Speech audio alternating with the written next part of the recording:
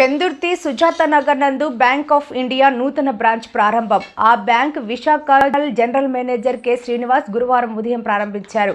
ఈ సందర్భంగా ఆయన మాట్లాడుతూ దేశంలో బ్యాంక్ ఆఫ్ ఇండియా 5300 బ్రాంచ్ కొనసాగుతుందని, విశాఖ జూన్ పరిధిలో 82వ బ్యాంక్ సుజాత నగర్లో ప్రారంభించినట్లు తెలిపారు.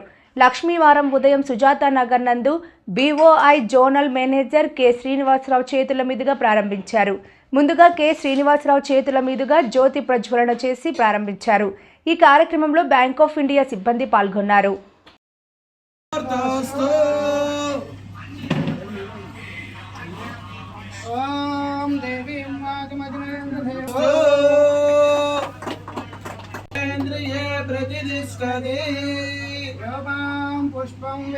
पुष्पवान् प्रजावान् अग्निर्वा अपमायतनम् आयतनवान् भवति एवं वेद योपामायतनं वेद आयतनवान् वयं वै श्रवणाय पूर्वमुहूर्तशुभमुहूर्तस्तु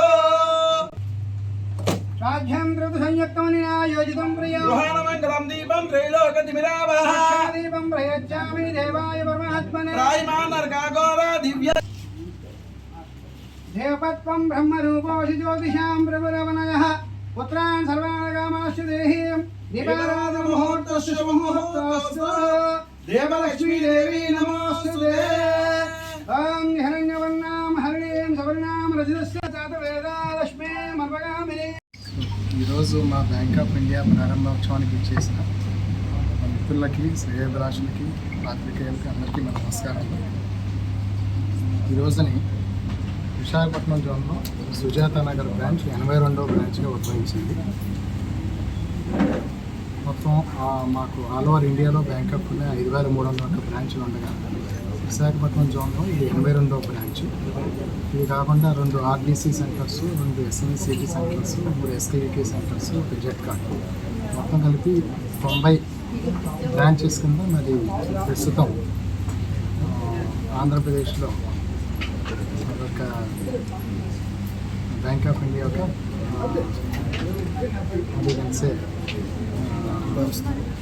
bank of India Visakhapatnam zone యొక్క స్థితి ఇది.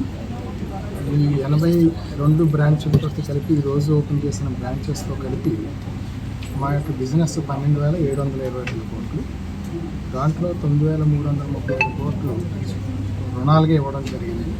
అగ్రికల్చర్ కానీ, రిటైల్ లోన్స్ కానీ, ఎస్ఎంఈ కానీ, ఎడ్యుకేషనల్ లోన్స్, మిగిలిన రిటైల్ ప్రొడక్ట్స్ అంతా కలిపి 12,722 కోట్లు.